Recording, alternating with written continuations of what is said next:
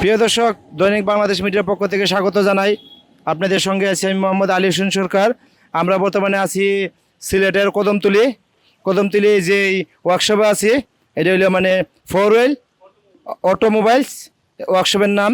তো এই ওয়ার্কশপের মেজ থেকে আপনার এই জাপানি এবং ইন্ডিয়ান বিভিন্ন ধরনের যে নামি দামি ব্র্যান্ডের গাড়ি আছে, এইসব গাড়িগুলো কিন্তু মানে এই জায়গা থেকে খুব সুন্দরভাবে মানে কাজ করানো হয়। এই কাজগুলো কিন্তু মানে করার পরে কিন্তু মানে যেরকম অনেক গাড়ি আছে মানে পুরানা 10 বছর 15 বছর মানে বয়স হয়ে গেছে, গাড়িগুলা মানে চালানোর যোগ্য না। কিন্তু এই গাড়িগুলো কিন্তু আবার এই ওয়ার্কশপের যে মালিক আছে, এই মালিকের নাম হলো শাহিন আহমেদ। উনি কিন্তু এই গাড়িগুলো কিন্তু মূলতভাবে একেবারে নতুন শোরুম কন্ডিশন ভাবে মানে করে মানে তৈরি করে।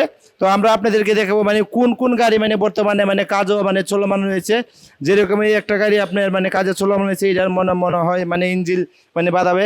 এই ইঞ্জিল যেগুলো যেরকমভাবে মনে করে মানে রিং পিস্টন মানে লাগানোর পরে যে ইঞ্জিলগুলো মনে করে ওরা মানে বাঁধা, এই ইঞ্জিলগুলো কিন্তু বাঁধানোর পরে কিন্তু মোটামুটি এই 2-3 বছর মানে খুব সুন্দরভাবে ইঞ্জিনগুলো কিন্তু মানে সার্ভিস দিচ্ছে। এই আপনাদেরকে দেখাচ্ছি আরেকটা গাড়ি।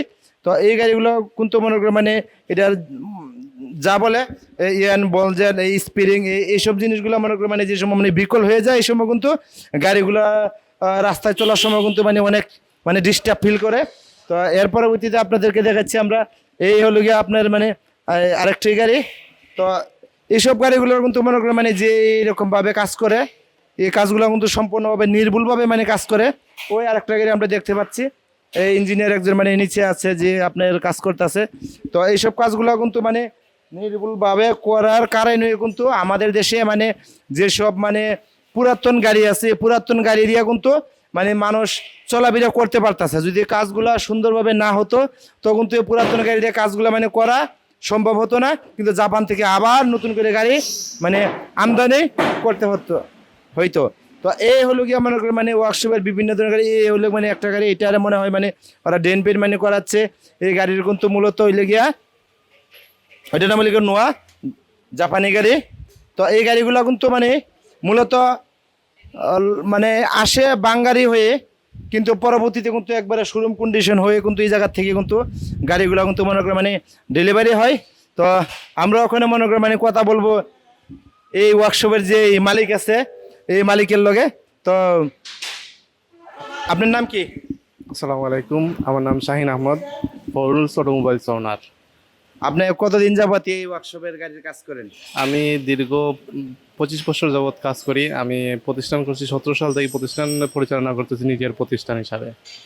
আমরা তো মানে যতটুকু মানে খবর পেয়েছি আপনার ওয়ার্কশপে কাজ করার পরে অনেক মানে ক্রেতারে মানে আপনার প্রতি সন্তুষ্ট বলে গাড়ির কাজ করলে খুব সুন্দর কাজও, এবং অনেক পুরানা গাড়ি আপনার ওয়ার্কশপে দেওয়ার পরে এটা একেবারে নতুন শোরুম কন্ডিশন হয়ে মানে আপনি ডেলিভারি করে দেন। বাট এই গাড়িগুলো তো মনে করেন মানে এরকম আপনার একটা মনে করেন মানে সুনাম রয়েছে। জি, আমাদের এখানে দক্ষ এবং দক্ষ মেকানিক এবং পেইন্টার, ডেন্টিং মিস্ত্রি এবং প্রিন্টার মিস্ত্রি দক্ষ আছে। দক্ষতার সাথে আমরা মানুষের সেবা দিতে যত সম্ভব ভালো সেবা দেওয়ার ট্রাই করতেছি। আশা করি আরও আগামীতে আমাদের আরও প্রতিষ্ঠান উন্নত করতেছি, আগামীতে আরও ভালো সেবা দেওয়ার জন্য ট্রাই করব। তো আপনার তো মানে যে মানে একটা সুনাম রয়েছে বলে ভালো কাজ করেন, মানে যে নষ্ট গাড়ি যেগুলো আছে অকার্যকর গাড়িগুলোর আপনি নতুন করে মানে এই গড়তে পারেন, গড়ে ডেলিভারি দিতে পারেন। তো এগুলো তো জাপানি গাড়ি দিয়ে কাজ করেন। তো আপনারা মানে নিজেরা কেন মানে জাপানি গাড়ির মতন নিজের একটা ব্র্যান্ড কেন মানে তৈরি করতে করার মতন এরকম কোনো চিন্তা ভাবনা আপনার আছে কি না, যেহেতু আপনি একজন ইঞ্জিনিয়ার?